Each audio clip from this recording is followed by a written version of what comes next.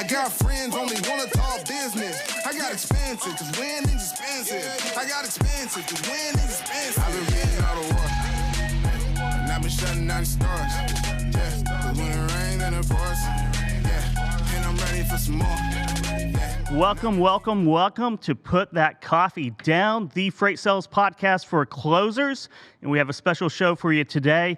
Kind of a new era of Put That Coffee Down. Dooner's last episode was last week. He's on his way to Boston right now on vacation, and he's going to take over a bit more of What the Truck, another episode each week. So that means I'm going to have special co-hosts with me. Every couple weeks, every 3 weeks, we'll have a nice stable of guest co-hosts. But to start us off, we have our special friend here, Blythe Brumleve from Digital Dispatch. How are you doing today, Blythe? I'm doing very well, thank you. And don't feel bad. My name is mispronounced badly quite often.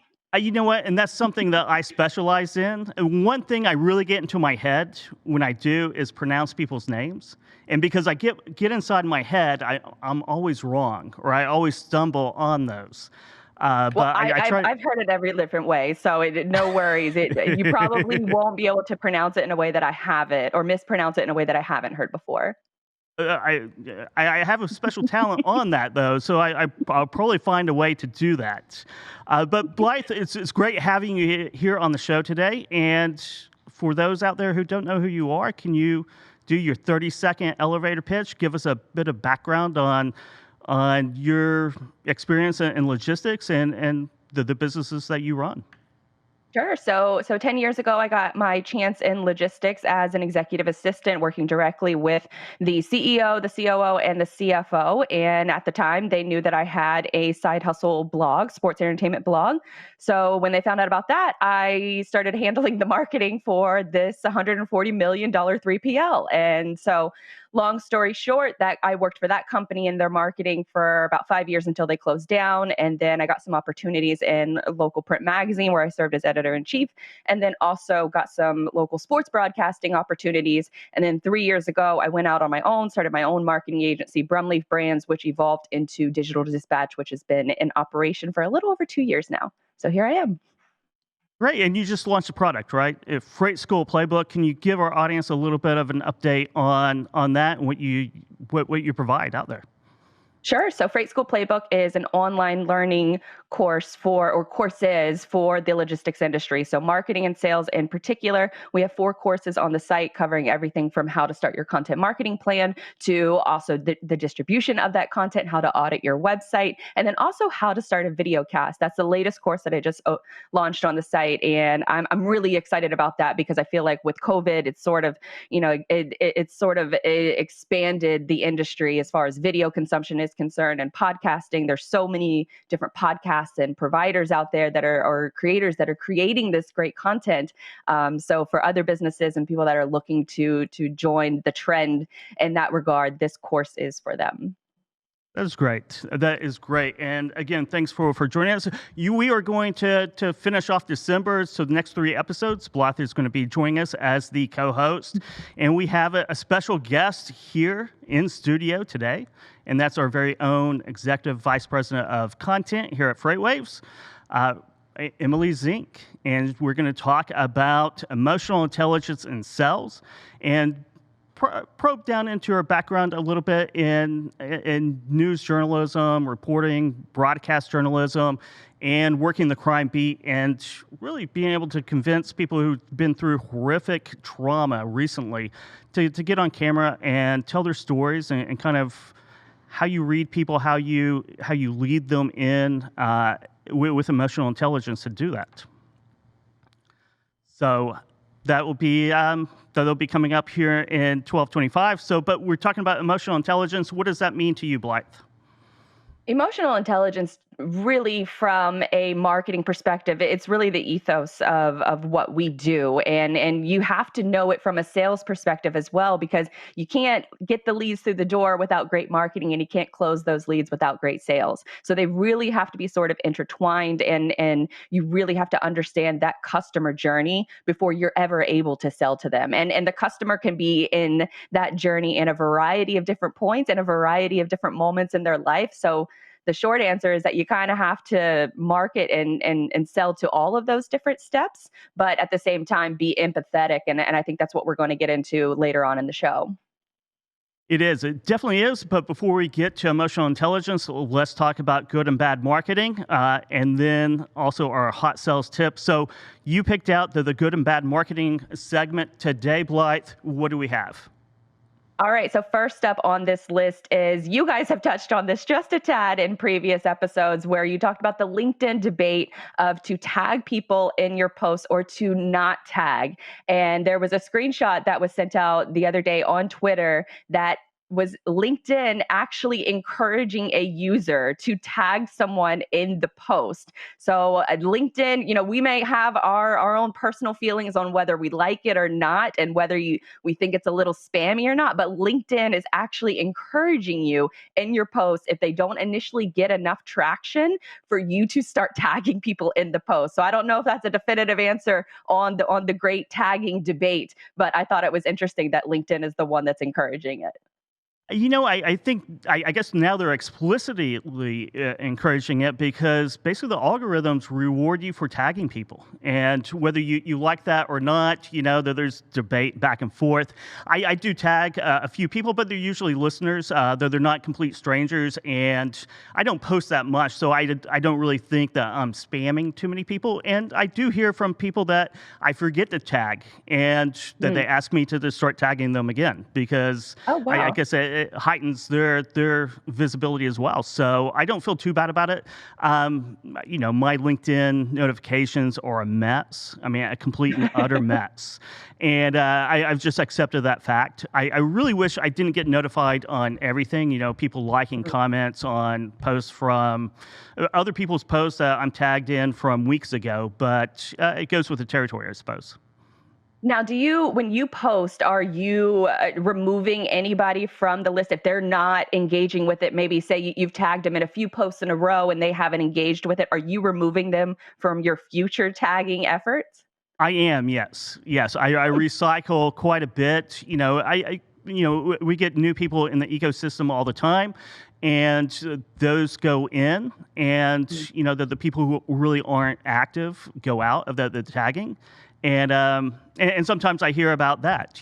I hear from people who say, why did you quit tagging me? I was like, well, I didn't really see you interacting. So, I can only tag so many people in a post, and I don't want to say it's valuable real estate, but it's a little bit valuable, right? It definitely is valuable, and it's sort of it strokes your ego a bit when you do get tagged. But for me, the argument is always, is it relevant to me? From a selfish internet user, which I think a lot of us are. If it's not relevant to me and you're just doing it to juice your numbers, then that's where I'm like, okay, I'm not going to engage with this just because I know what you're trying to do. And I think from a marketing perspective, it's actually more valuable to know, whenever you're making a post, if you're not tagging anybody that's actually relevant in the post, who is watching your post, who is interacting with them. And I think that that's a great way to test your messaging and what works and what may not work. It does. It's an iteration. So you experiment around with tagging this group or that group. But I always tag people that I know, that I've interacted with, that have interacted with me. So it's not really complete strangers. I know some people do complete strangers, and that's probably going to get you in a little bit of hot water. And Andy Hedrick is watching right now from Oklahoma City. So howdy, Andy. He won the book last week. So that's great. And I don't know if my LinkedIn is working. We are live on LinkedIn. That's the only comment I see right now. Sometimes it works, sometimes it doesn't. So I'll refresh here in a second. So I'll read off comments here in a bit. But what else? Do we have another topic for marketing today? We do, and I thought that this was an interesting debate because the hashtag marketing Twitter is sort of taking off, and it's been a welcome reprise for me for coming from LinkedIn and having another network that I can sort of connect with other people, and on Twitter. It's more of, I think, an honest discussion versus other social media platforms. And so I was wondering how you communicate. Does that change for the social network you're on? So are you one way on LinkedIn? Are you another way on Facebook? And then are you another way on Instagram or Twitter? For me, I'm absolutely I'm the same person, but I speak it in a different way. Let's just say Twitter versus LinkedIn. I'm not sure if you're the same way. I'm not great on Twitter. I try to get on Twitter. I try to, interact and participate. It's just like this huge news feed that I can't really figure out. But I go back to Toby Howe that we had on the show from the Morning Brew. And he is a big proponent of having a different voice. You're different. You're a different person, especially if you're a corporate brand. You interact, and your message is a little bit different. You're still yourself, right? But you have a kind of the Twitter personality, and then the LinkedIn personality. It's just like when you have different groups of friends, right? You have a little bit of a different personality with each, just to really fit in and drive the group. So. You're not Sybil, right? With 8 different personalities that are all over the place. With different social media backgrounds, though. Especially with LinkedIn, there's that notion that you have to be so professional, and I think that that's where I'm the most polished, where I will think through of what I'm going to post, how I'm going to say it before I ever hit send.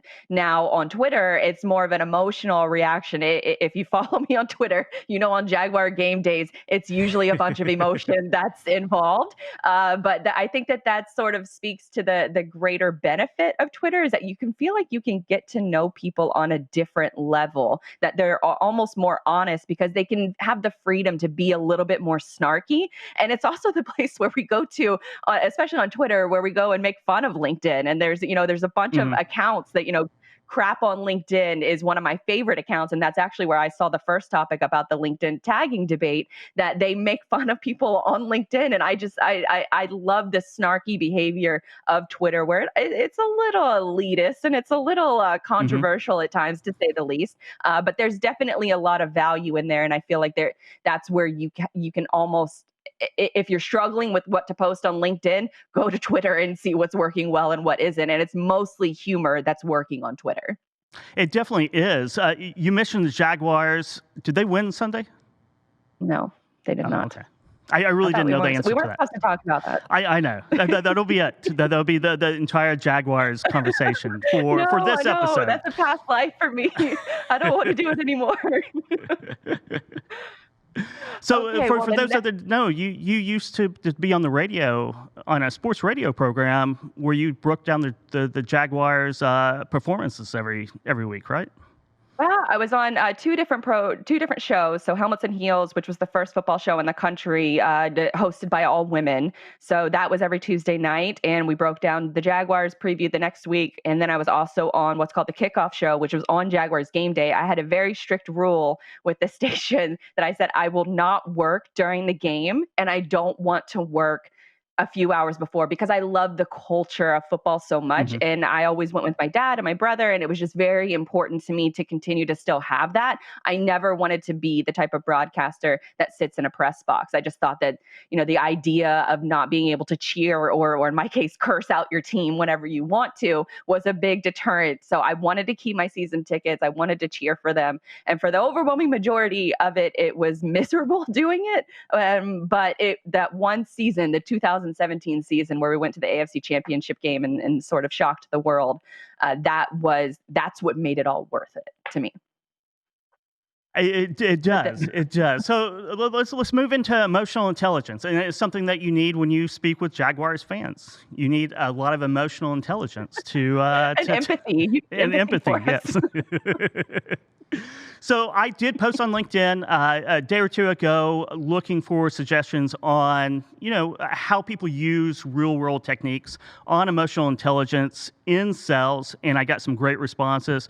The first one's here from Ben Kowalski from Freight 360. I start by teaching emotional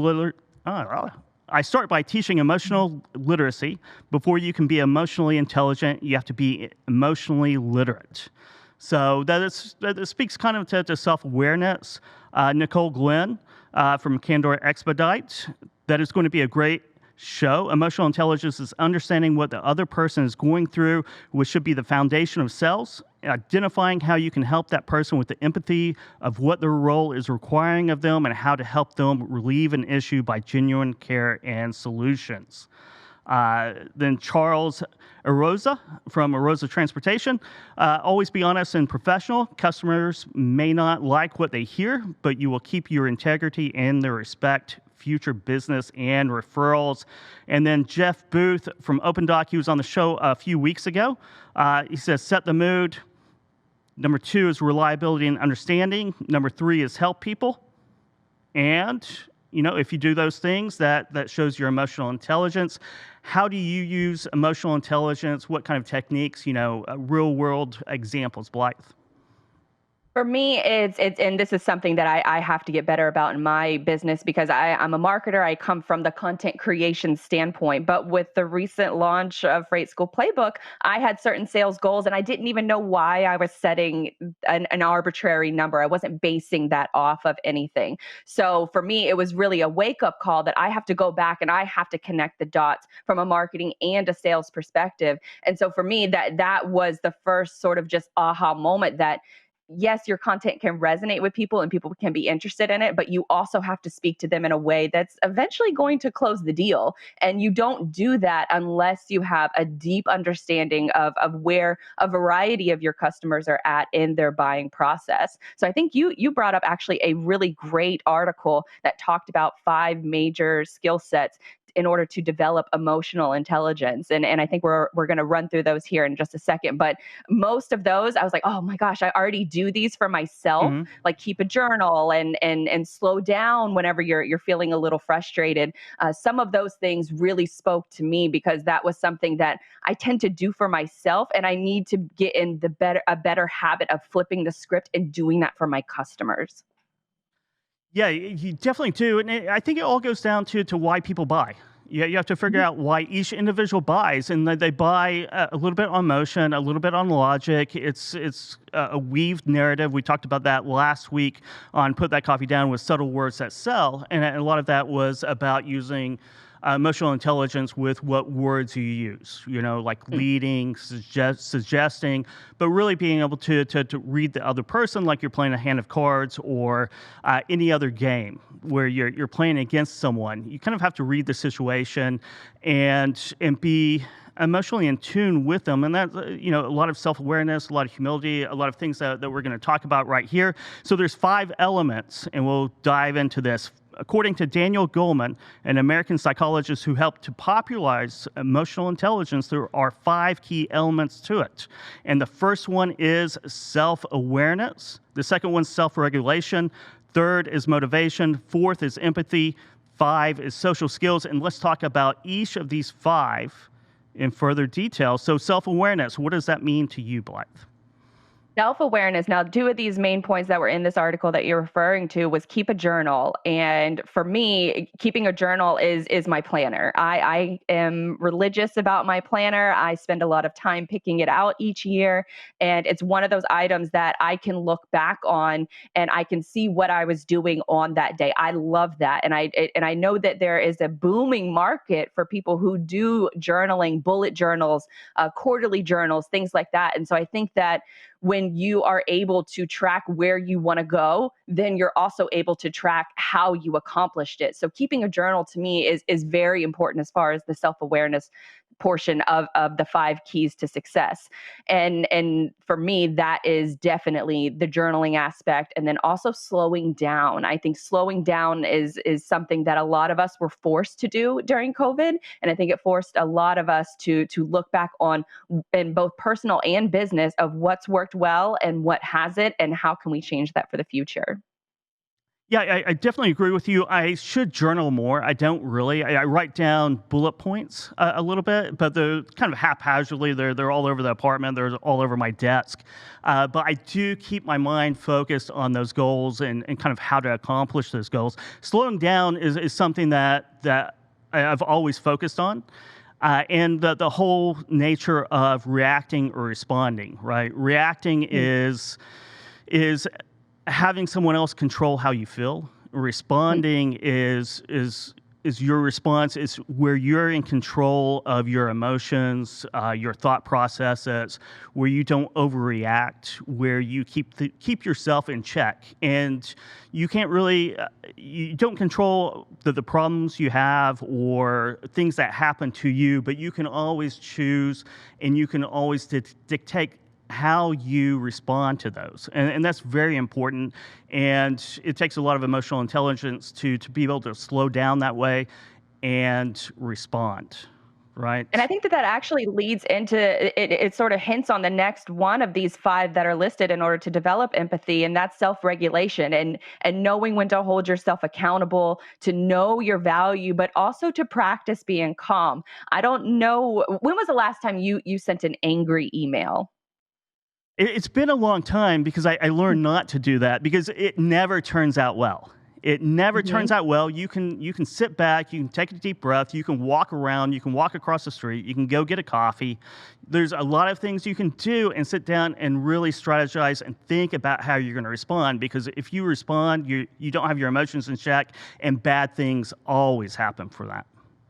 Yeah, and it's also difficult, I think, too, with email, because you can't tell tone in email. So if you say one thing one way, you might mean it in that way, but they could take it a completely different way, and you're still responsible for the way that message is landing, and the way that message is received. So knowing when to even if you are the one who gets the nasty email, not replying immediately will do wonders, because sometimes it's more about the email that you don't send than the emails that you do send.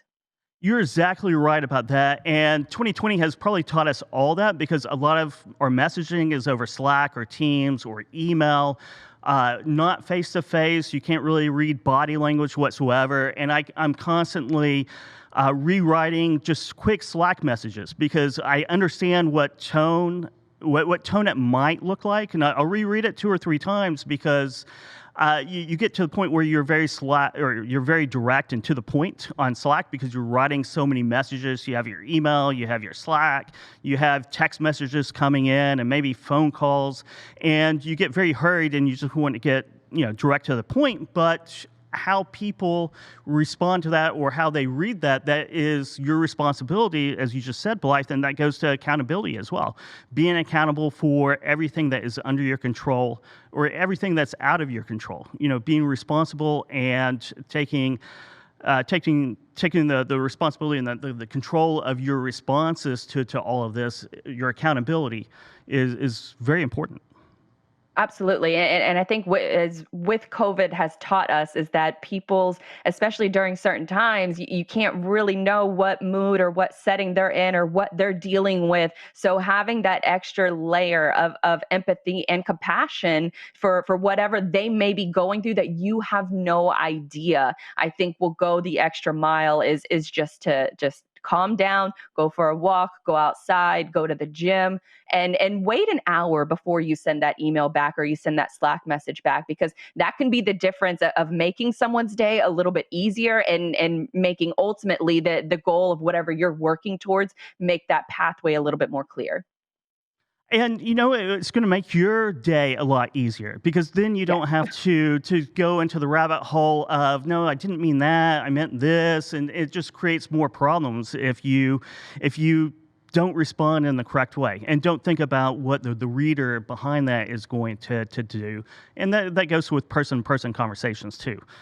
Let's talk about motivation. It's next. It's it's all about self-motivation, right? If you're not self-motivated, your emotional intelligence isn't going to be there, because you're just not going to care enough to put in the extra kind of work it takes to read other people and to really acquire what kind of moods and emotions that they're in. And especially from a motivation standpoint, I feel like that is almost one of the biggest struggles that people have had during 2020, is that you start the new year with a bang. You have all of these goals that you want to achieve, and then COVID hits and it's lockdown and everything seems to be changing. And that's really the only constant is change, but there's so much change happening that you can't really adjust appropriately in a way that you feel is impactful. And so a lot of it has, sort of gone back to our first point, where it's just, you need to slow down in order to get the motivation back. And for me, it's post-election, it's coming up on New Year's, it's that time of the year where everybody is budgeting. So it's kind of, all full speed ahead until Christmas. But then that week after Christmas up until New Year's, I feel like that is where a lot of people find their motivation again. Because like right now on my desk, I have stacks of notes that I've taken throughout the year, and I can't wait to dive into those notes so I can review of everything that went well during 2020 and all the things that went wrong in 2020, but all of the lessons that you learn from everything that went wrong. I think that that's such a valuable time in order to just sit back and spend time with the family, of course, but then to also look back on both personal and business and see where you can find those additional little motivators that are going to keep you going. You're exactly right. Our next one is social skills. We'll go through that really quickly, and then we'll bring in Emily to talk about empathy. We can start off with empathy with Emily. But social skills, what do you take from that, Blythe?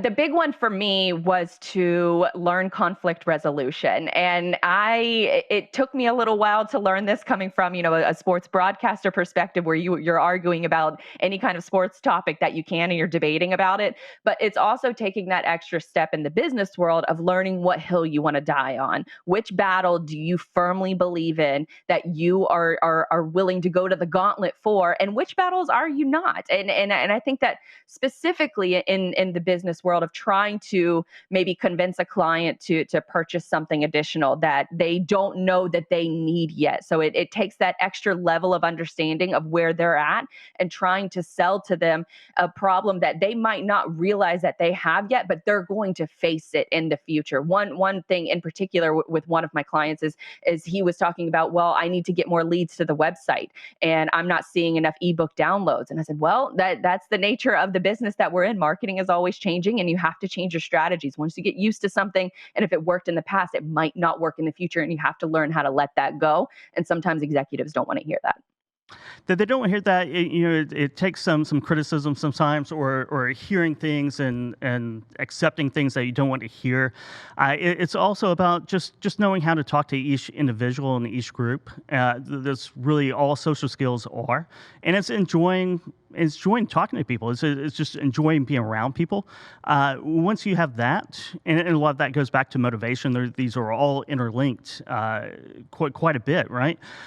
Once you have that down, then social skills are pretty good. Some of us were born with social skills, some of us weren't, and that's just the way it Learning how to is. compliment others too. I think Yes. that was one of the big ones from the social skills, is Mm-hmm. learning how to praise other people, because that ultimately brings, if you're meeting new people, if you're networking with them and you maybe have seen their work that they've done in the past, praising them helps develop a future relationship where now both parties are emotionally invested into how each other is going to perform. And so I think that goes a long way too, helping to praise others. Yes, you're exactly right. Let's get to our guest. I think she is ready over here. It's our own Executive Vice President of Content here at FreightWaves, Emily Szink, at least for the next couple days. How are you doing today, Emily? Doing great. Hey, Kevin. Hey, Blythe. Hi. Yes. Hi. So if you haven't heard, Emily is leaving FreightWaves to go back home and has an awesome job lined up in public service. Going kind of back to her roots a little bit in the crime world. And do you want to say something about that, Emily? Yeah, you put me on the spot there, Kevin. Yeah, I guess right? I will. So the reason you have me on today is because in my past life, I was a former TV news anchor and reporter, and my beat, I did sports just like Blythe, but my other beat, which they do not go hand in hand, was crime and homicide. So people are wondering where I'm going, what I'm doing, and I'm from Ohio, and I'm going back home to work for the Cincinnati Police Department. So it actually goes hand in hand with what I used to do. And I'm going to be a public information officer, a civilian public information officer for the police department. Obviously, we know there's a lot going on with police and a lot of things going on, as we've seen in 2020. And the big thing is they want someone to help with their messaging and someone to help with their communication.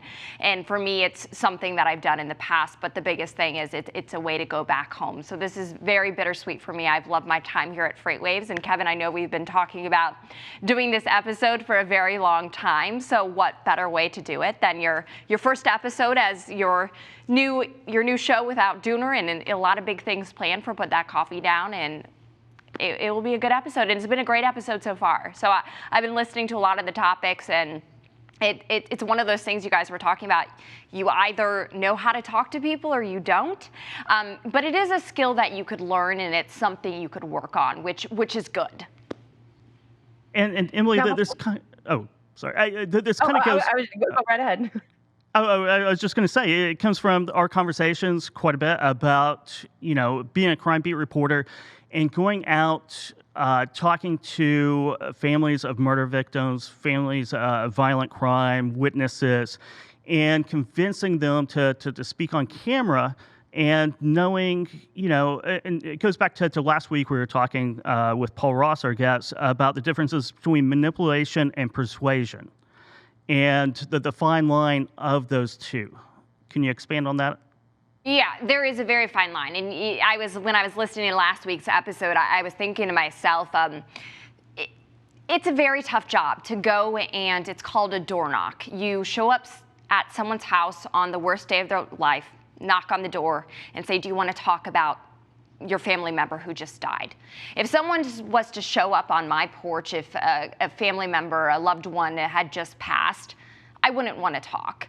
And I get that. It was a really bad feeling to have when you get that call, when you hear the police scanner and there's another homicide, or there's a car crash and the tragedy of someone dying. But you have to tell that story as a news anchor or a reporter. You have to get that story out there because the public wants to know.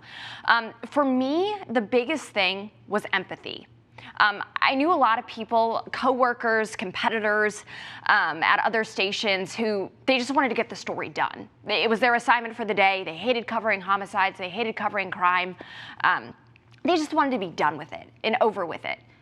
And I honestly think the people they were interviewing got that vibe from them. When they showed up at their house, they said, do you want to be on camera? I'm sorry to hear that your loved one just died. That is heartless. That's not what you want to hear. And for me, my biggest thing is I truly cared.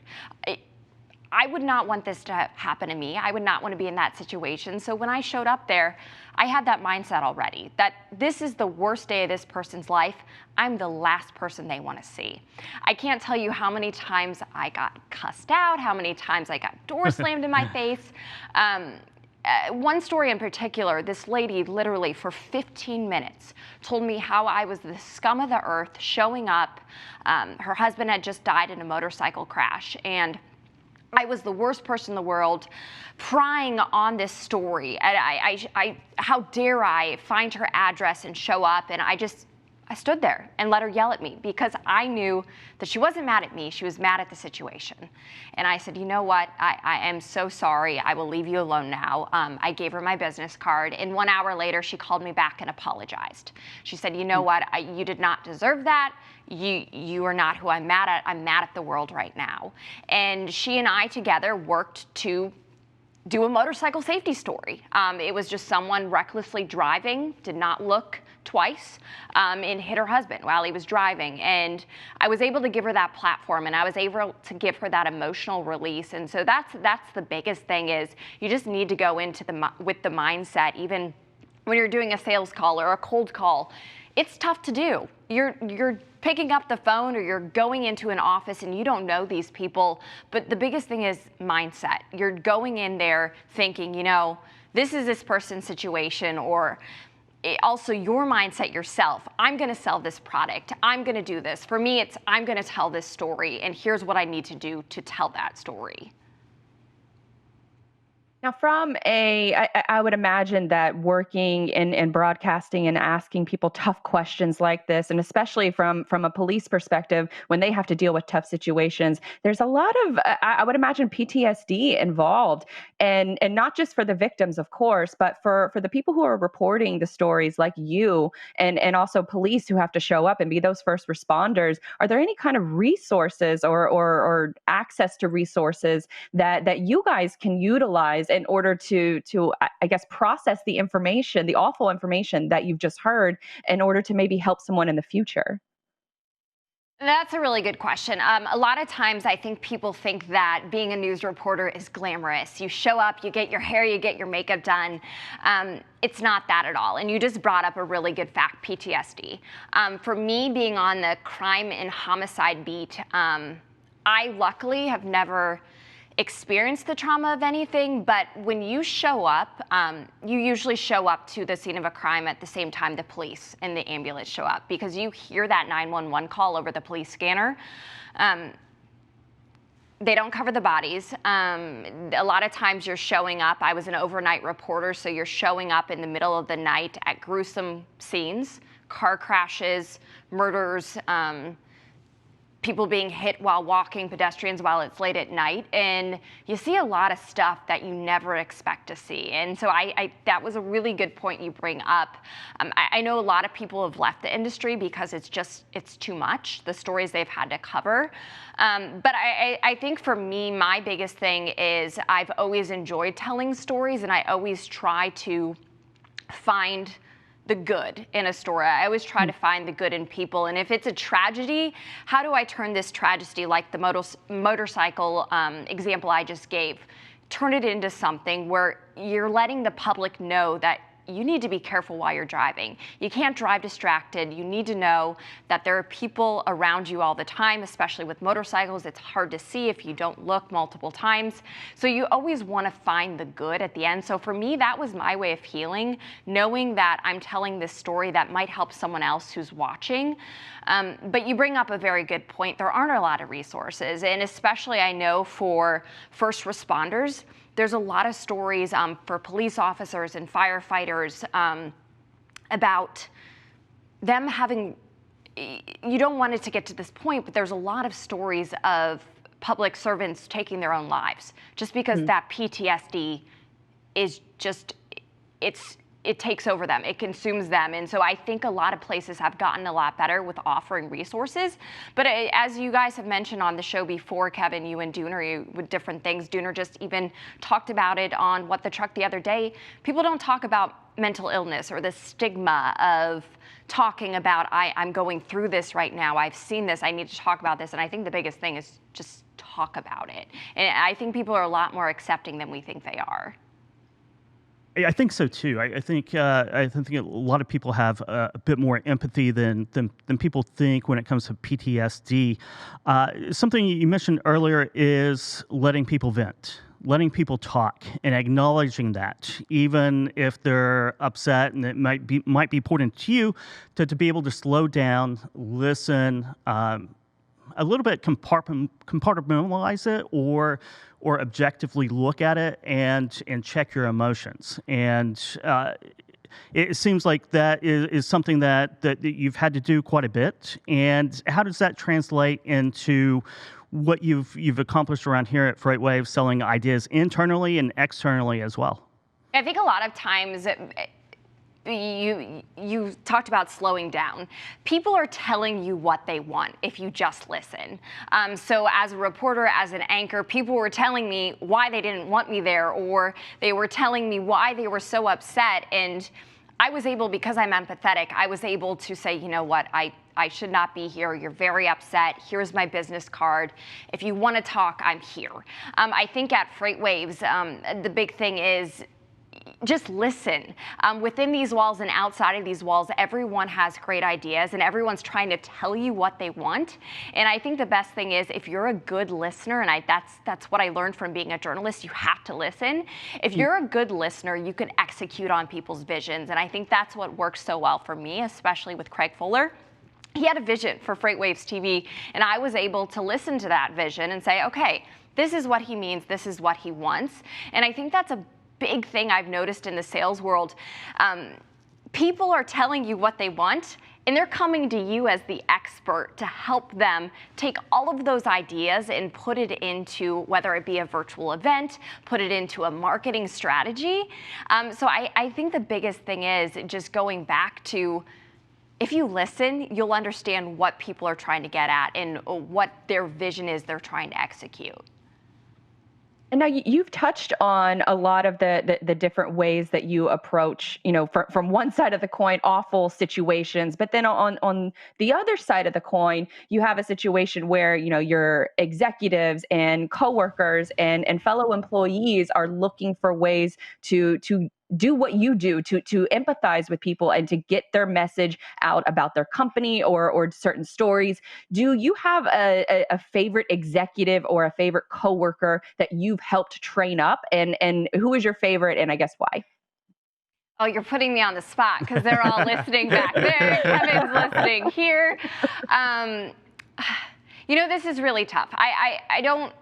I think everyone as a whole, I would say all of the on-air people at FreightWaves, from Kevin to Anthony to Zach, Andrew Cox, Michael Vincent, Dooner, I'm probably missing a few. It was great because all of these people, you never would have guessed that they have never been on TV before. Even Michael Vincent the other day said he was terrified of public speaking, and you never would have imagined that. And so I loved being able to share my background with them to help them become more confident on air, because we know how brilliant these people are we have within these four walls of FreightWaves. And I think by just giving them that confidence and showing them the skills of how to be on-camera experts, it's turned them into these analysts that people turn on their TV every single day to watch FreightWaves TV to get their transportation and logistics news. So I think for me, it's been great just seeing how they've all, it's one of those things, I walked in the door and they're probably like, what is this TV news anchor doing here? She knows nothing about transportation. But it was the exact opposite. I think they utilized me to hone their on-camera skills, and I utilized all them to start figuring out this industry. And I think all of us gained something from each other. We definitely did. I was going to wait until the end of the interview to mention what we were just talking about, and because you walked in here with a ragtag group of people who've never been on TV. Most of us are in our 40s. We never thought we'd ever be on TV, and you were you still are a great coach and mentor to us, because Michael Vincent, myself, I was scared to public speak, a year and a half ago or so before I started getting on camera. So you've made a lot of progress in the coaching and those skills. I mean, they're brilliant. So thank you for that, Emily, definitely. Let's talk about self-motivation, because that's one of the keys of this. And, how do you keep yourself self-motivated, especially as a crime reporter, right? I know you love telling the story, you love doing that, but showing up day after day in horrific situations, how did you keep yourself self-motivated? It was hard. I'm not going to lie. It was really hard because I'll tell you, we would have these horrific stories come over the scanner, and my boss would look around the newsroom and go, we're sending Emily. Emily's going to go cover it, that they'll talk to her. And it really, in the beginning, when I didn't think about the whole picture, I'm like, you know what? I have 15 other coworkers in this room who are trained journalists who should be able to go out to the scene of a crime and get someone to talk to them. I think then I started to think, not in a cocky way, because you never want to be cocky in anything you do, business, TV, anything, but you want to be confident. So then I started to think, you know what? I'm really good at getting people to talk to me, circling back, because I'm empathetic, because I care, and because I listen. So it became a little easier because I had that mindset that my station is counting on me to get this story. I know if I go out there, we'll get this story today. I'm a very competitive person, and I hated to see the competition have a story that we didn't have. So if it meant that I had to go out and do the story, I was going to go out and do the story. And so I kind of took that frustration of, why is my boss like just continually, there's people all over the newsroom who should be doing their job, and then it turned into one of those things where I'm good at getting people to talk because I care and because I truly care about my job. A lot of people, I'll give you a little bit of insight into TV. A lot of people get on TV to be on TV. And you probably could watch and turn on your TV and you know who those people are. But there are some people, and I've worked with some amazing people, who get on TV to tell stories, who get on TV to not be a part of the story, but to every day go out and find the story. And I think that really helped me, because I got into journalism because I liked meeting people. I liked telling stories, and I liked getting to know people. So I think if you're in the right mindset and you're in it for the right reason, it's even easier to get people to talk to you, because I think they could figure that out. And it's the same, I think, if you're selling something. If you're genuine and you really, truly believe in the product that you're selling, I think you're much more likely to close that deal than people who are out there just trying to make commission, or people who are out there who really have no idea what they're selling. People could read right through that. So I think the biggest thing is just being confident. There's a difference, like I said, there's a big difference between being confident and being cocky. And if you're confident, I think then you really do captivate whoever you're trying to talk to, and you're able to have a much freer flowing conversation that way.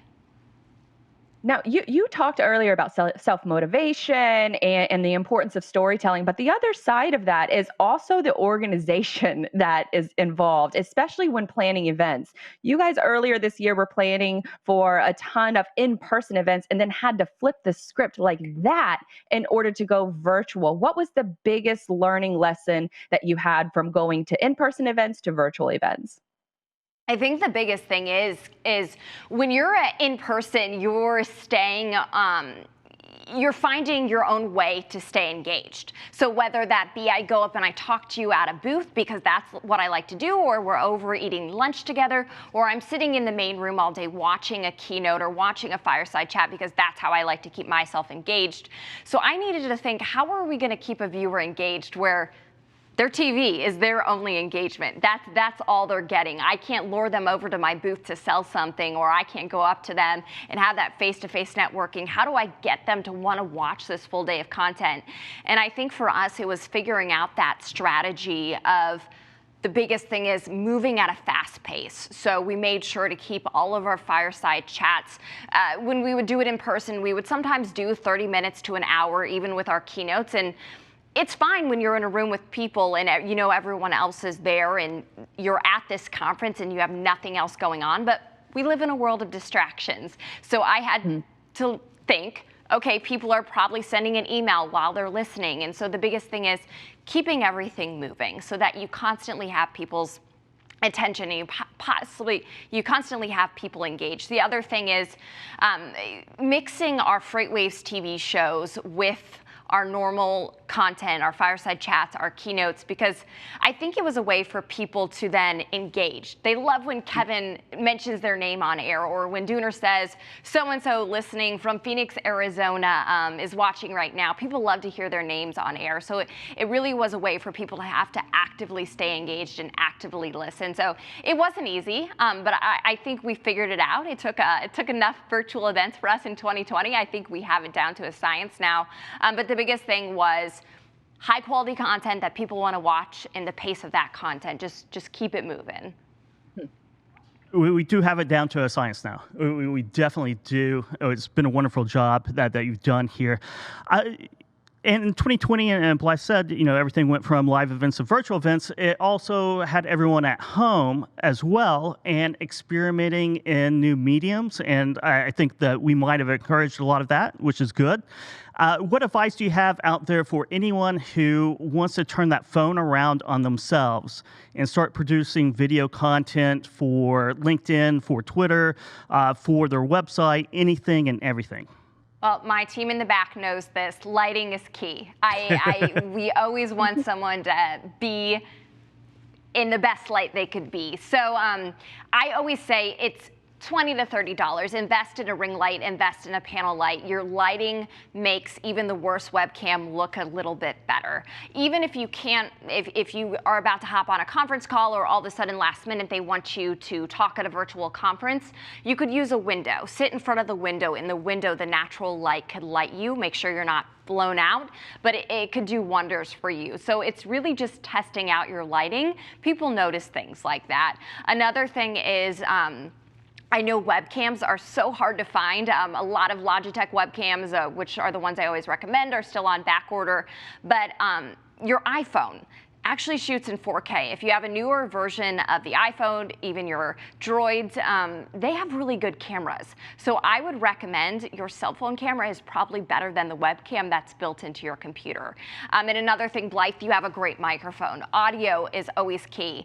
If you have really bad or muffled audio or it's echoing, people aren't gonna listen. So your audio is really big. And another thing is, have headphones if you can. I know my video guys, it's always like, could you put your headphones in? There's a lot of echo. So there's some really easy things you could do. And I think a lot of people have gotten savvy this year. A lot of people have built up their home TV studio, shall I say, but it's really not that big of an investment, especially if you use your cell phone. But it does make a world of a difference for content that people actually want to watch. Just make those little tweaks, and I think you'll be able to engage your audience a lot more that way. I could not agree with you more with using a cell phone as far as your video production and even recording a podcast. There's a simple, $20 microphone that you can get off Amazon and plug it right into your phone. That helps a ton as far as just at-home broadcasting. Knowing all of this and moving from in-person events to virtual and everything else that's happened in 2020, what's one lesson that you're taking from 2020 into 2021? I would say content is king. Anyone out there watching, a lot of people think, I don't need video, I don't need a good social media strategy, I don't need a good marketing strategy. If 2020 proved anything, it's that people are trying to win others over for their attention. People have a lot of time at home sitting there, and now is the best time to grab people's attention, whether that be through a killer commercial or a great marketing strategy. You guys talked about Twitter and LinkedIn before. There are a lot of companies who have great Twitters, who have great LinkedIns, and others not so much. And I think if you're truly going to make an investment as a company, it's going to be in your marketing department. I know, Blythe, you probably are nodding your head agreeing with me that I think a lot of people, especially in the transportation industry, are old school. Why do we need a marketing strategy? They'll know who we are. They'll see our trucks driving down the road. But now is the time to really grab that audience and tell a story. And anyone could tell a story nowadays. You just have to hire the right people, and it truly could elevate your brand that way. So, Emily, last question for you. What is the #1 sales lesson you learned here at FreightWaves that you're going to take to the Cincinnati Police Department? Oh, Kevin, putting me on the spot there. Finally, yes. for once. I know, I usually put you on the spot. You have me speechless. No, like I had mentioned this before, listen. People are usually telling you what they want if you listen. I think a lot of us get in our heads about stuff, and a lot of us sometimes overthink stuff, overprocess stuff, and we're a little scared to rock the boat sometimes. But if you truly just listen to the person that you're talking to, they're telling you exactly what they want. They're telling you exactly what their opinion is, what their view is. And I think if you just sit there, and I know it's hard for some of us sometimes to just be quiet, but if you just sit there and listen, I think it helps you truly figure out people and hear. That was my biggest thing. There are a lot of different personalities here. There's a lot of different people from all different industries within these four walls of FreightWaves. But I think for me, I was able to become so close to my coworkers and so close to other executives because I was able to just listen and get a feel for who they are as people. I think that's how I was able to work so well with people across all different departments, just because I was able to build that bond, just because the fact that I was paying attention to who these people are and what they want. So I think I'll be able to take that with me wherever I go. It's just truly get to know the people that you're working with. I'm not saying you have to become best friends with them, but truly figure them out as people. And I think that helps really understand a working relationship. For me, as a TV news anchor for so long, it's a competitive business. You're always competing for that spot. You're always worried, is so-and-so going to take my spot? I had a lot of great friends in the TV industry, but at the same time, it's one of those places where you don't want to get too close to people. You don't really want to get too attached to people because they always leave too. They always go to their next market. I think for me here, I knew that a lot of people, this was their job, this was their home, this was their place. And I wanted to get to know them, and I wanted to get to see what their vision was, what they wanted to do. And I think, Kevin, you could vouch for this. Working in a startup and working at FreightWaves, even in my year and a half here, how much it's changed. And you really just, I always say you could be whatever you want to be at FreightWaves. So it's one of those things, if you truly just figure out your place and figure out the people you're working with, that could help at any job or help in any career. It definitely can. And 2 years here at FreightWaves is like 2 decades anywhere else. It condenses the time down quite a bit.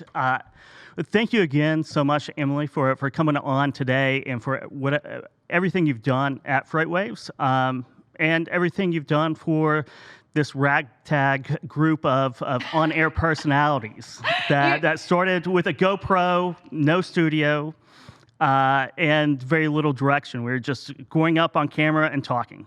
You guys are great students, and I'm excited to see where the show goes. I'm excited that Blythe is on the show. I always say that we need more women, more female voices, and I think there's a lot of great people out there, and you have a lot of great connections, Blythe. I think it's only going to grow from here. And Kevin, I'm excited to see what you do with the show. It's a very important show. There's people, like I said in the beginning, you could learn these skills, and I think every Wednesday people sit there and they truly enjoy listening to you and Dooner, now you and Blythe, and really getting those little nuggets of knowledge. So I know you're just going to continue to keep it up and have some awesome shows from here. Thank you, Emily. We are going to miss you around here. Thank you, Emily. No problem. Great. Well, Blythe, I have not been reading off these LinkedIn comments, right? So I'll get better and better at this each week. Dooner was a masterful person on here, and he's on these comments as well, propping up Twitter. He loves Twitter. He's on Twitter, I think, 24/7. And if he's not watching the show right now, he's on Twitter. If he's driving down the road to Boston, he's probably on Twitter.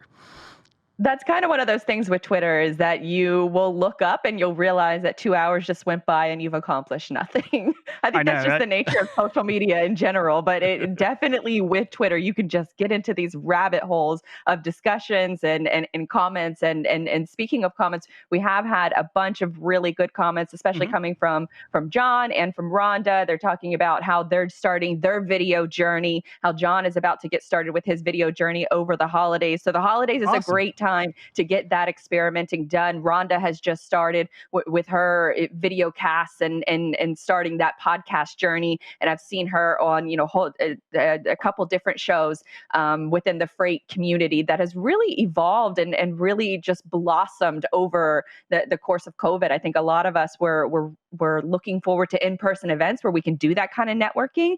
And then now that networking has translated into a really great freight community up on LinkedIn. It has. It really has. 2020 has been really great for that. Eric Serta's on here on the comments. God bless those who can deal with those tragedies day in and day out. We're going to miss you, Emily Szink. Andy Hedrick, congrats, Emily Szink. We will miss you on here, but wish you all the best. Back the blue. And yeah, so it's a really nice, tight-knit community, and it'll be great to see everybody live in person whenever we can get the live conferences back up and running across the industry. Absolutely. Those first, that first networking happy hour at the first real big in-person event that we're all going to attend, I think that's going to be, it's going to be like meeting your internet friends in real life. And there might be like a first, few minutes of awkwardness, but then you just realize I've really spent a very long time investing in these people and getting to know them and their work. And I'm not sure that would have happened without COVID.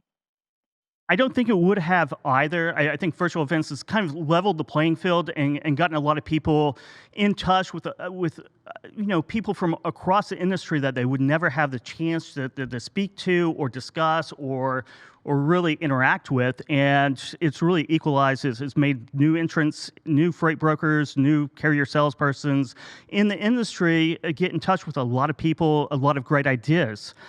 We have 1 minute left, and I need to give away a book, and it's going to be Supply Chain for Dummies, a new edition. Mr. Supply Chain will be on the show next week with us, and we'll be talking about forecasting.